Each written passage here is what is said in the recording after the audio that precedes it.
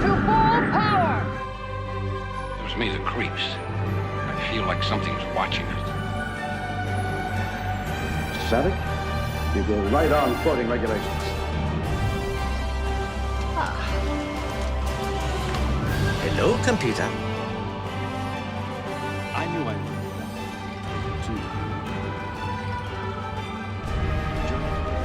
You betrayed your uniform! Target their cargo hold. Time to take out the garbage. Smooth as an android's bottom, eh, Data? I beg your pardon, sir? Aspires to be better than I Come on. It's gonna be fun. 5 years in space. God help me. This is the best day of my life! A phaser? You didn't use it? Swords are fun. Program complete. Enter when ready. Welcome back to another Retrek review, where each week we talk about Star Trek. And this week we're talking about Season 1 of Star Trek The Next Generation, Episode 22, and that episode is entitled Symbiosis. It originally aired April 18th, 1988. It was a teleplay by Robert Lewin and Richard Manning and Hans Belmer. It was a story by Robert Lewin, and it was directed by Win Phelps. The synopsis for Symbiosis is, after the Enterprise D rescues a freighter crew and the ship's important cargo, Captain Picard faces a difficult dilemma: uphold the Prime Directive or save an entire civilization from exploitation. So we have Judson Scott, who played Sobe. And Judson Scott, he's played in a lot of smaller roles on TV shows and things of that nature. But most notably, he plays Joachim in Wrath of Khan. He is like Khan's second in command that talks to him and tells him to like blow things up. Nice. Then also a Wrath of Khan alum, Merritt Butrick. He played T'Jon, which was one of the addicted guys. T'Jon is David Marcus. He's Captain Kirk's son from Wrath of Khan and Search of Spock. Is he really? Yeah. I did not even recognize him, like, at all. Is that bad? Sadly, this was Merritt Butrick's final Star Trek role before his death and from various illnesses he developed due to AIDS in 1989. So almost 13 months after they filmed this episode, he passed away. Holy crap. Yeah. So that's unfortunate. He was only 29 years old, so kind of sucks. Wow, that's crazy. Yeah. Yeah, and then next was Richard Lineback, who played Romus, the other addicted guy. Yeah. Funny enough, he plays like a sergeant in Speed. He's one of like the guys that's like on the other side, like who are talking to Keanu Reeves and the other like LAPD guys. There's a couple shots of him where he's clearly like on the radio and he's telling people some stuff. That's funny. He is Helen Hunt's dad in Twister that gets sucked up into the tornado in the opening scenes of the movie. That's funny. And he also plays Keswick in Star Trek Enterprise when they're looking for the Xindi. Like, I think it's like the opening episode of like season 3 or whatever. I've blocked out a lot of Xindi stuff, if I'm being honest.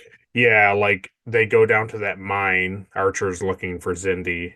And they go down to that mine and they find a Xindi and they cut off his finger to show that he's a Xindi guy, and then they find him and they climb through the waste tunnels to get him out.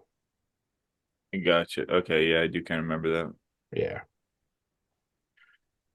Yeah. And then we had Kimberly Farr, who played Langor, the lady. Yeah, she was a real nice lady. A real treat. We also had Kenneth Tagar, who played that guy on the video screen, but they didn't mention him. So Yeah. yeah, okay. So those are our guest appearances.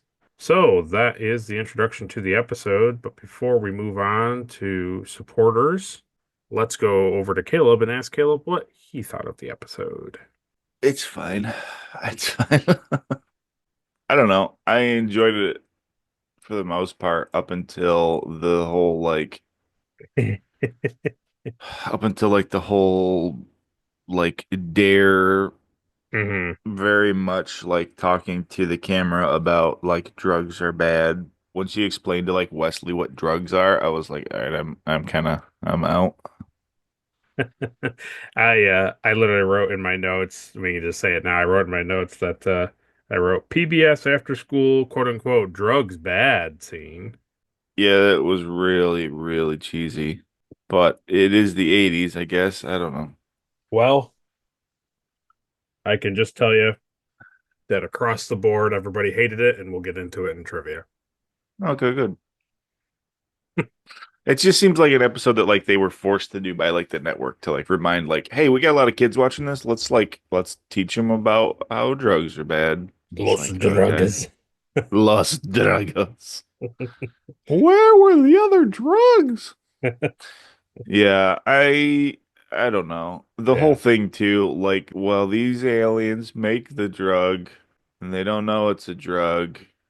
And it was like, oh, we have this dilemma because like we as humans know it's bad, but like these aliens, we can't get in the middle of it because of the prime directive that we've all heard so much about and know very much about Yep. is bad.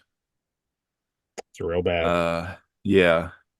You know, the other thing that really kind of irritates me about the Federation is they use words like humanity Mm, when the Federation clearly is not just humans.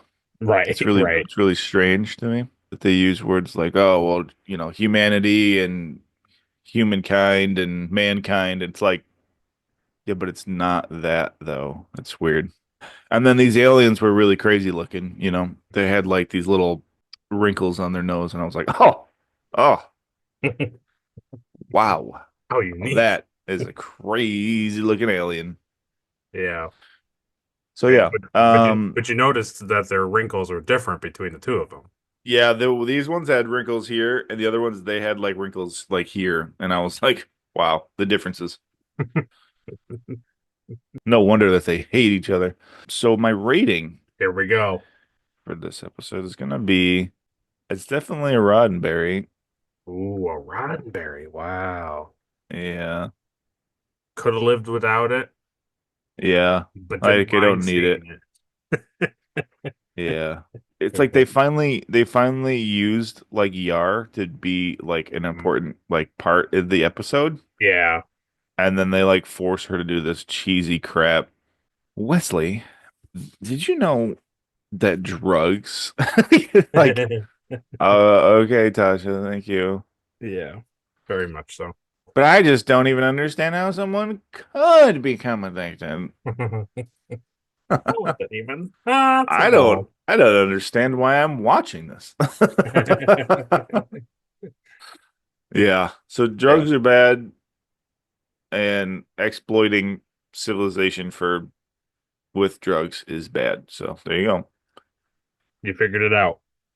Yeah. So now we will first, right off the bat, thank Ed Mark Starr for his Patreon support. We appreciate our chief engineer keeping the ship well tuned and afloat. I feel like I made this joke last week, but did I say that it's nice that like we actually have a chief engineer unlike this Yes, show? yes. Yeah. Okay. Well, it's still true. It is. It is still true. And then on the YouTube side of things, we had a new subscriber. That person is Gray Feather. Thanks for subscribing. We appreciate it. Thank you. For subscribing, Warrior. Kapla. And Caleb and I, and collectively you guys all decided for us to put reading comments on a separate video, which him and Caleb and I are going to work at doing. So don't stop commenting. Obviously, we're just going to put it into a new thing. We'll talk about it there. We'll give that more light of day, give us more opportunity to sit and like actually talk about it rather than feel rushed like we have to get into the review. And in turn, we'll hopefully make the reviews a little bit more able to digest and not quite as long. But one of the benefits of being on Patreon, like Ed is we will read his comment. He gets that privilege. And so he says on our Arsenal of Freedom podcast, he says, nothing defines the go-go 80s quite like the endless sales pitch. So welcome to the Arsenal of Freedom and welcome to the Planet Minos' automatic infomercial hologram channel. Can we interest you in an autonomous AI Vitamix blender? Make Starship cleaning a breeze with antimatter strength OxyClean 2. That sounds good. How about Ronco's planet-wide automatic weapons platform? Just set it and forget it. Forget it. I really enjoyed this next-gen nod to the 1984 FCC suspension of broadcast advertisement regulations, transforming television into an open-air infomercial carnival. And then he says, Billy Mays here. Get a free tub of orange glow when you purchase an orbital missile platform on our easy installment plan. 3 easy payments of $60,000. So we appreciate that comment. We look forward to talking about your other ones in our upcoming videos. Caleb, we're going to try to tackle that weekly and dive deep into that. So look for our new video on the channel weekly. Okay, well, without further ado, it's time to get into the review.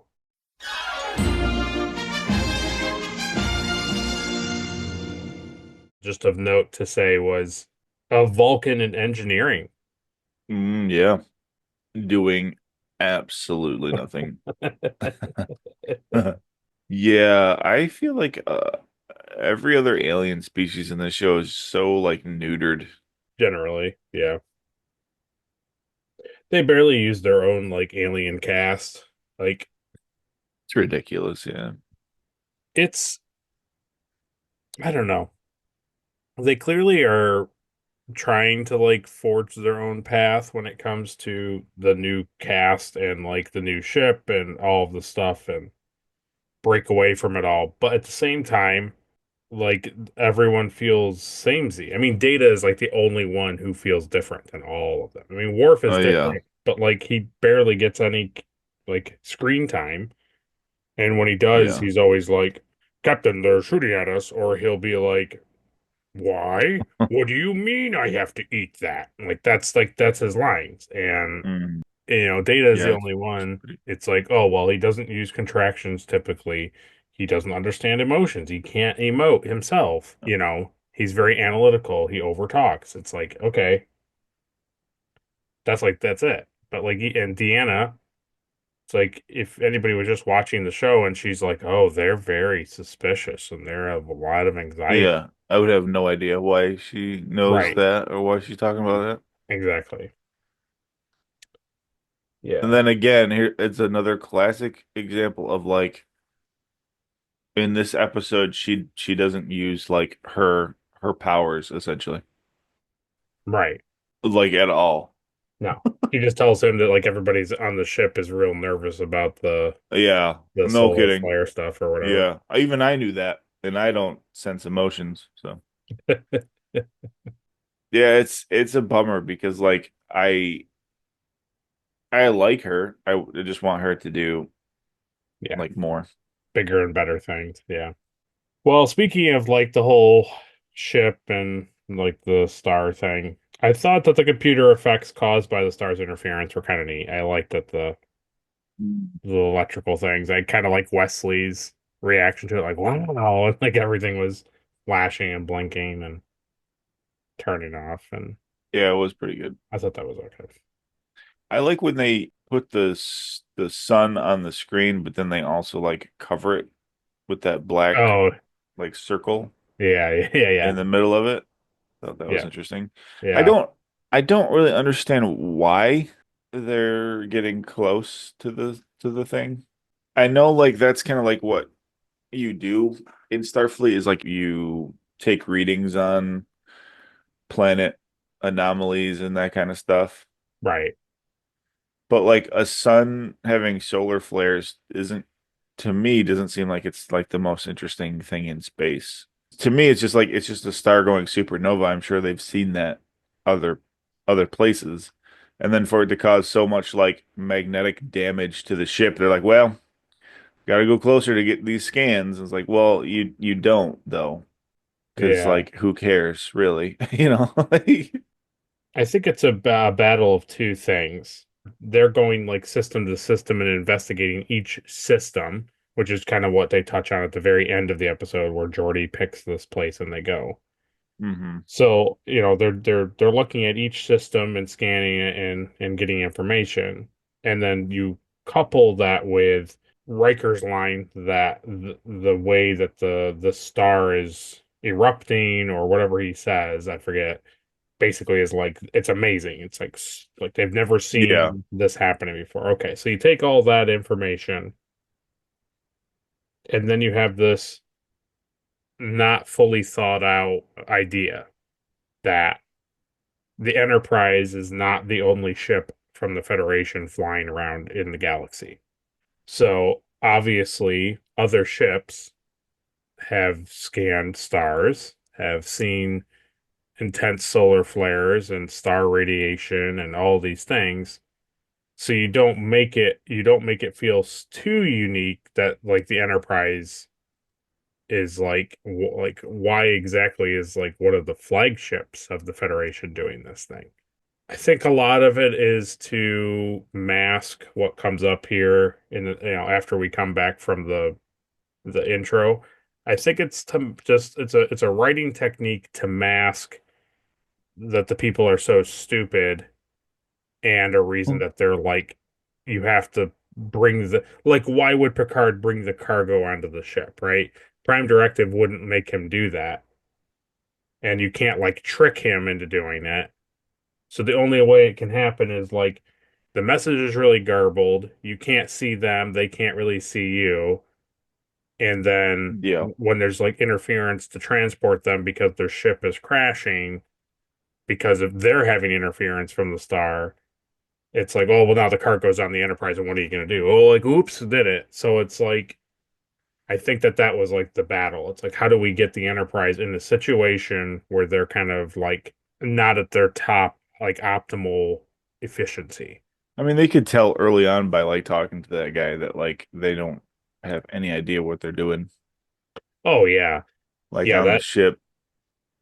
that, Patrick Stewart's face, like specifically really early on when he's like, yeah, we'll help you, or we'll give you a new coil or something, whatever line he says, and then like the John goes, "Oh, that's great," and then Patrick Stewart's like, he makes this face like, "Oh, okay," like what is this guy? Yeah. Do you like an idiot or something? Yeah, I know it. He's like, hey, that's great. So how do we install that? And they're like, what do you mean? Which is funny because it's basically like Picard saying like, even I know how to install this. Because he's like, what kind of like captain doesn't know Like, about the most simple like ship yeah, mechanics? yeah. Well, I don't know, Picard. Probably something's wrong. Well, the funny thing is when you minus back 200 years, that's like 10 years before our RPGs. I was thinking like it means that in Archer's timeline, they came across these people and they were like just getting into space and then they just stayed that way for like all the way up to this episode. I did think it was kind of dumb that there's this sequence where they're like, yeah, we'll just beam you over a coil. And they're like, yep, no problem. And then they don't know how to do it. And then Riker's like, okay, well, I'll just beam over. And then Tasha's like, no, you can't beam over. It's too dangerous. And it's like, but a second ago, you just said it, you could beam over a coil. Like, I don't. So coil can go over, but a person can't go over. Yeah.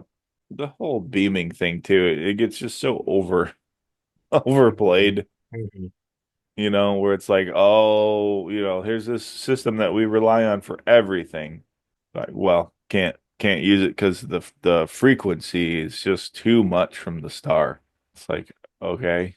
I did like the fact though that like they didn't get people. Like it wasn't just always a clean like beam up. Like, oh, I Yeah. can't do it, can't do it. Well, you have to do it. They're gonna die. And like, no, I can't. Like you have to. And he's like, all right, I'll do it.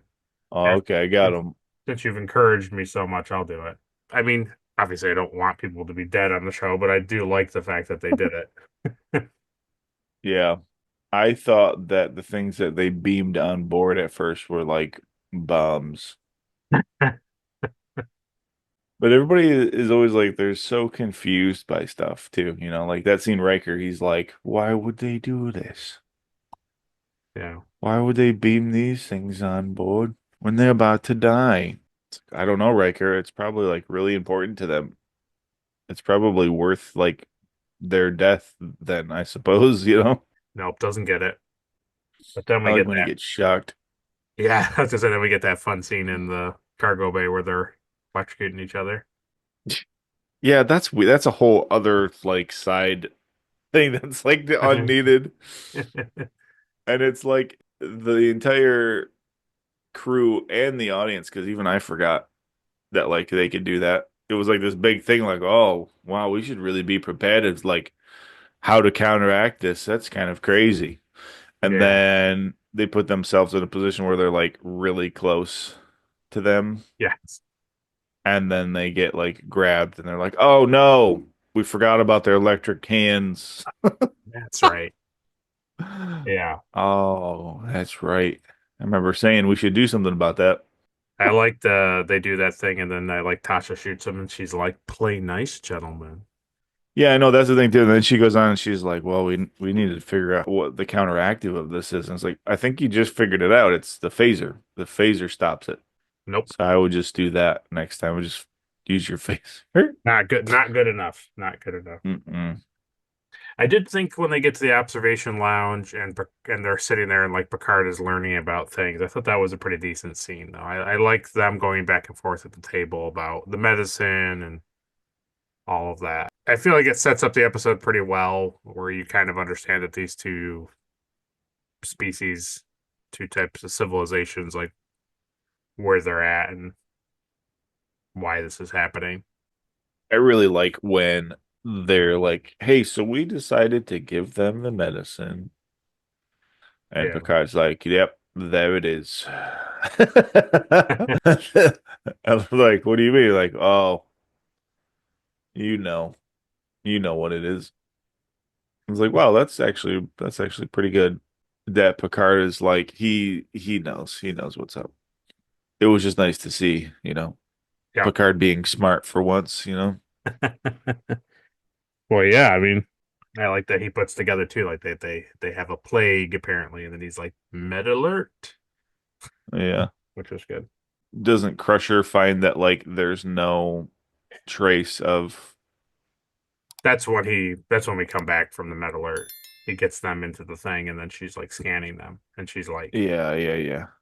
And just the yep. way that they act too is very funny. It's Wow, yeah. like, well, we have this disease. We need these drugs. They're very like very much. It's not just like, hey, like we're dying. It's really like it's over the top. Even when the guy on the planet calls, he's like, you gotta get those things here. I Yeah. need them. I need them I badly. need him real bad. It's funny. And that's why it's a perfect time. This is the halfway point. So go down to the comment section and write Electro Grip.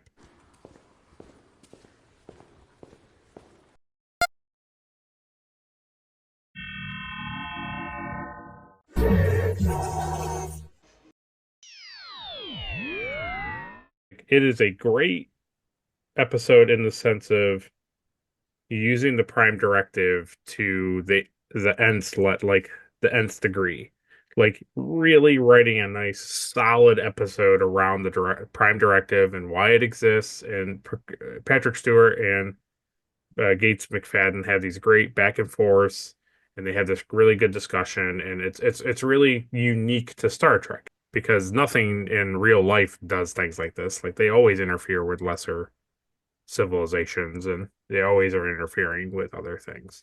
So this is like a great example of the show is written very nicely to show the Prime Directive ideals and all of the thing, but it's also a thing that as we go forward, it's just when it works for the script. Yeah. Because we're going to come into other episodes all throughout Star Trek. I mean, you go all the way through, and they'll make decisions that you're like, shouldn't the Prime Directive stop you from doing that? Nope. And they don't care. They don't care about it. Yeah. I like that they tackle it, and I like that they make it a unique situation for the crew, but at the same time, it's a Yeah. conveniently written script. I don't know. It's like we've already seen it too. But I understand too. Like TOS didn't have the Prime Directive; they had like Order General. Number One. Yeah. And it was kind of the same thing. Basically, the way to The look at the Prime Directive and General Order 1 is do not change or affect the natural course of a civilization's progression. Yeah, yeah. So it's interesting, basically. Oh, it is. Yeah. Oh, yeah. But like you said, I've even seen too that it's very much always like, well, the Prime, these are our rules, and we can't deviate from them unless, of course, we don't agree with what they're doing. Like I was very Yeah. surprised actually that Picard was like, no, I can't do anything about it. Yeah. Yeah. I was like, wow, that's pretty good. Yeah.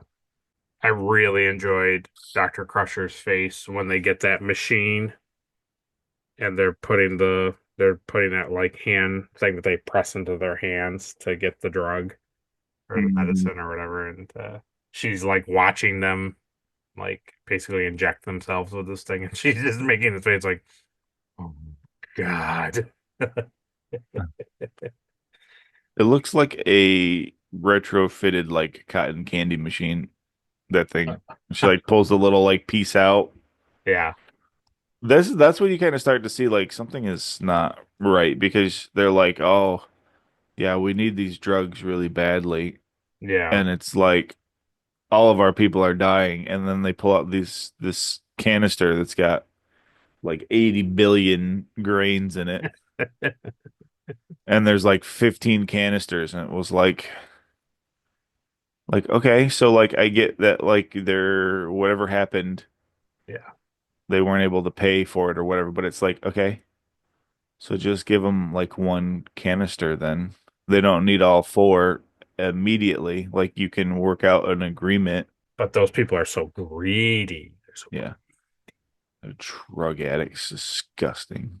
They do anything to get these drugs. There's a scene where Riker sits on the consoles, and I was like, that probably is not a good idea to do. Yeah, all the glass panels and stuff. Yeah. He like I'm leans sure. down. I was like, yeah, we don't isn't like putting your butt on a thing that's like a press screen is probably not a great idea to do. So I always think about like his back issues, Oh yeah.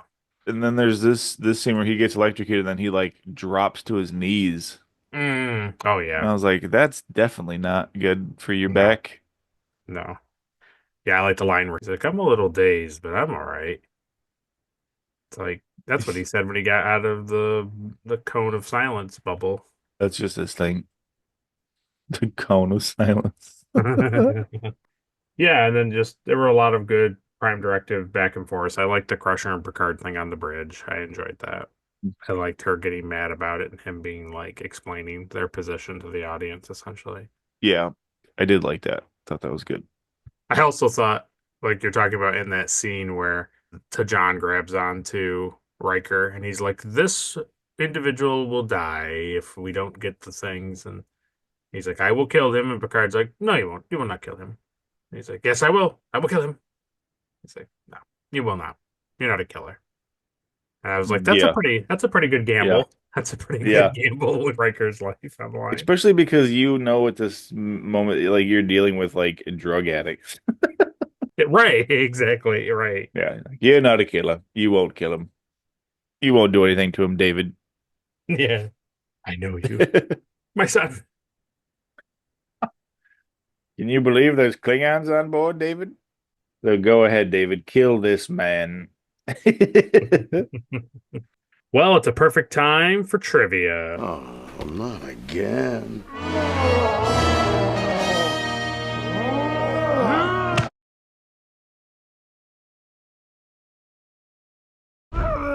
All right, now you're overacting. The visual effects of the fluctuating force field around the Enterprise D while near the star Delos was created by using a bowling ball which was trickled with salt. The salt bumping off the bowling ball was used and squeezed during the digital composition and turned upside down to give this effect. Interesting. Obviously, in the remastering, they just went and did computer things, but Yeah. originally. The Felicium grains shown in the episode were actually red lentils. Mmm, yummy. Yum.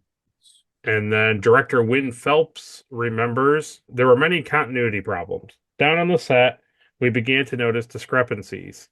Some sequences just didn't really work. The actors would say, "My motivation is totally wrong here," because the previous scene would be contradictory. They were trying to act scenes that they had never read before or were substantially different from what they had read. That didn't happen every scene, but it did happen. And then here's the part that you've been waiting for. Yeah. Here is what Maurice Hurley says regarding the just say no speech. Yeah. He says, "I take the blame for that. Good. I jammed that in over everyone's objections. Why? They were screaming on the set. The actors were screaming. They were puking. They were yelling. We can't do this." I said, "No, there are kids out there. If we're going to make the message, let's make the message. If it Uh-huh. offends adults or bothers some kids, then by God, we're going to do it." Cool. And, like everybody hates it, like hates it, hates it, hates it. Yeah. And it's like, I get it. I get that there are kids who are going to watch the show, but it's like there should have just been a more subtle way to get that point across to not beat it Yeah. over the head like they did.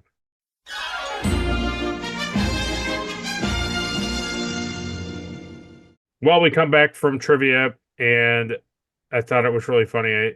Riker gets zapped. He's like fine, quote unquote, and now they're like Yeah. leaving the room. And it's like, yeah, definitely don't put any security in the room after Riker is attacked and just like leave him in the room with these two guys who just like assaulted him. No. It's like, That would be stupid. there's two guys out in the hallway. There's like, hey, maybe just send one of them at least in the room. Drug addicts, they're not unstable and wouldn't do anything just for their drugs. No. No. So the only question I had for you, did you like, at the very least, did you like the resolution of the at the very end of it, where Yeah. the Breckians are like, blah blah blah, we'll give you the Felicium, and then they're like, oh wow, it's so amazing, thank you, and then and now the coil time, and Picard's like, no coils. I like it because I like to see that the look on that smug woman's face was my favorite part. That's She's played- like, "Oh, I knew you'd have to do it, Captain." Yeah. And then he's like, "Oh yeah, you're not getting the coils." And I'm like, "But how will they receive the shipments of stuff?" Like, yeah, I don't know. That sucks, doesn't it? Yeah. It's a nice it's one of the few things I think that for the show they wrote to that very well. Yeah. Because like I don't feel like Picard is too smug. He's a little smug, but he's not too smug. And I like the line that he says. He says, "Well, a minute ago you were so happy how the Prime Directive works in your favor. And now Yeah. suddenly you're not. It's like, oh, well. And then so the last thought I had for the episode is so they just strand the two Breckians on that Yeah, I didn't planet? understand what the frick was going on with that. Because it's like they're very clearly saying that like we're not gonna fix your freighters and you have no way off the planet. But Right. the two Burkians like went with them anyway. I was like, well, why would they? Right. Why wouldn't Picard just take them to the planet over? They're not that far. You can literally see the planet. I don't know. It was really weird. And so instead of realizing, like, well, we'll have to decline going down to your planet to enjoy your hospitality, they just were like, well, I guess we've already committed to this. We have to go down. Yeah. And Like, then you think about oh, it, if the writers were saying, like, well, they don't have freighters, but they have like shuttles or something, it's like, well, then can't you transport yeah. the Felicium on that thing? Like, I don't know. Yeah, and it's like all you really need is a shuttle anyway because the like three canisters can fit on a shuttle. So you don't Right, need exactly. you don't need to freight 6 billion canisters of this crap. Like I don't understand. Right. Like to the whole planet, they were beaming over like what, like 7 canisters? Yeah, I think there was like six or seven altogether. Yeah. So it's like they're tiny. It's like you don't need that much. You don't need a Yeah. huge freighter to bring that over. Yeah, I don't get it.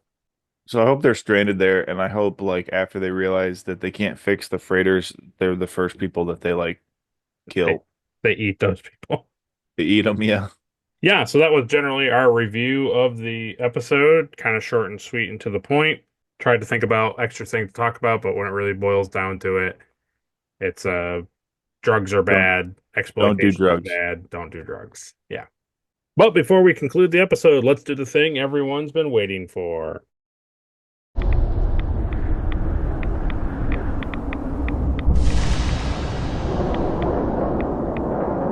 So, who gets the Erica Ortegas Award for being the most unlikable? That's the woman drug dealer. She's horrible. I do not Really bad. disagree. Do not Her disagree. little smug face. Yeah.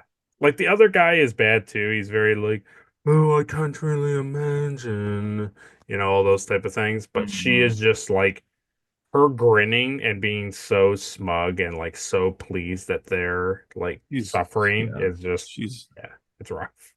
she's maniacal. She's horrible. They give us treats and candies, so yeah. Well, next is the Elizabeth Cutler Award for the most forgettable in the episode. Deanna. Okay, nice. I wasn't sure if you were going to pick the transporter chief again because when he's at the council and they come in and Tasha pushes him out of the way, like, get out of here. To your point, though, I think Deanna probably could have told a lot of people really early on that, like, there's something pretty weird going on here. Yeah. But that would require, you know, her to not ruin the entire episode. So True. True. We gotta get to the point where the drugs are bad. We gotta get to that. And she can ruin the episode. yeah. Well, next is Caleb's favorite, the Mugatu Award for the best alien of the episode. The Vulcan in engineering. Yes, yes. Ah, that satisfies me very much. I think there's another shot too where she's somewhere else. I think she's like in the hallway or something. I don't know what they're seeing. But anyways. Yeah. Next is the Trip Tucker Award for the MVP of the episode. Picard. Yeah, I liked a lot of the writing that they gave Picard this episode. I think he gives really good speeches and does a lot of good stuff Yeah. this episode, yeah. And he doesn't slap that woman, so that's always a plus. That's that's a plus. Yeah. Well, next is the Spock Award for the best line of the episode. Let's give it to Picard at the end when he says like, "Oh, well, you like the prime directive, when it benefited you." Oh yeah, okay. I like that. It's basically That like, is take your trash, get off my ship. Bye, Felicium. By Felician. Next is the Shran Award for the best action sequence. It's when David was gonna Kali Ma Riker's heart. Okay. Perfect. So there you go. Perfect. Yeah. Nice. Kalima. Kalema. Yeah. Yeah. That was a pretty good freeze frame. Just had to hold it. Next is the NX award for some sweet ship stuff. I kind of like seeing the tractor beam from the outside. Yeah, that was really cool. Yeah, when they're latching on and it's going like yeah, Yeah. I that's thought that cool. was kind of cool. That is kind of cool. One of the other ones, and it's not really that interesting, but I just liked it. I think it was a nice auditory thing. Was when at the very end of the episode they beam away the four people, and then as they're beaming away, they beam away the cargo at the same time, and it did like a dual transport sound effect, and I just kind of liked how it sounded.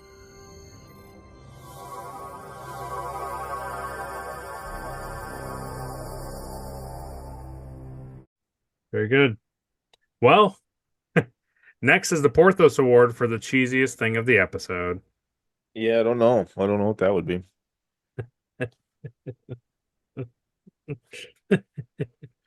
Um, yeah, that's obviously the dare speech to Wesley. Yeah. The guy that Maurice Hurley must have had a lot of swing for that many people to complain about it, and he was like, nah, it's still going in. No, we're doing it. He went on to be the director of Dare after this, and he never directed another episode. Yeah, really. I respect it in some small sense that like you gotta address it for kids and stuff. Like you gotta say stuff because kids are dumb, but there's just Yeah, there because could if the could have television won't, then who will, you know? right. Well, not their idiot parents. You can't hold parents accountable to teach their children things. No, no, they don't You don't listen to want this. schools doing it. So, Well, you can admit most children will easily listen to Captain Picard over their own parents. So well, that's true. Yeah. Well, drugs are bad. Okay. Klingons never use drugs. Yeah, pretty stupid. Pretty stupid. And then it's like, so also that means that like her homeworld Oh is yeah. like, the other thing, the other like R word that is Oh happening on her planet constantly. yeah. And Yes. also drugs are just rampant and stuff. It's And both. she's like, yeah, that's how they get you, Wesley. And of course she had to talk to Wesley. She couldn't like have this conversation with somebody else. It had to be like the one kid of the child that works on the Yes. bridge. Yes. Well, lastly is the Enterprise Award for the best scene of the episode. That's Picard and Beverly in the lift. Oh, after they talk to them and everything. Yeah, he specifically like tells the lift to like stop and they Yeah. have that conversation before they go to the bridge. Yeah, it's a good scene. And I like what he says to her, and I like the interchange. No, it's a good sequence. Well, that is what Caleb thought of the episode. We know that it was a little dry this week, but that's okay. But please still go down to the comment section and tell us what you thought of the episode. We look forward to tackling that in another video, so look for that. So right down there, did you like it? Did you love it? Did you want more of it? Because we want you to have a symbiosis with us by writing comments down below. Next time on Star Trek The Next Generation. Well, make sure you circle back to this channel for next week's episode, because next week's episode we will have a guest appearance, and that will be the captain of the USS Drake herself, Adrian. Why? What makes next week so special? Well, next week's title is Skin of Evil. Yeah. Oh, sounds good. So make sure you tune in for us covering that, and also getting a treat of a special guest, Adri, who will be following right along with us. So that is next week's episode. We look forward to tackling that. But as always, if you liked the video, like it. If you disliked it, dislike it, share it with all your friends and family and Trek enthusiasts. Subscribe so you don't miss an episode, and ring that bell so you can watch it as soon as it comes out. And after this video ends, make sure you go over to Caleb's channel, The Plastic Underground Props. Find it. Get over there. Talk to him. Find a video over there that you like. He makes cool props. We talk about other things over there. Sometimes I do cool stuff.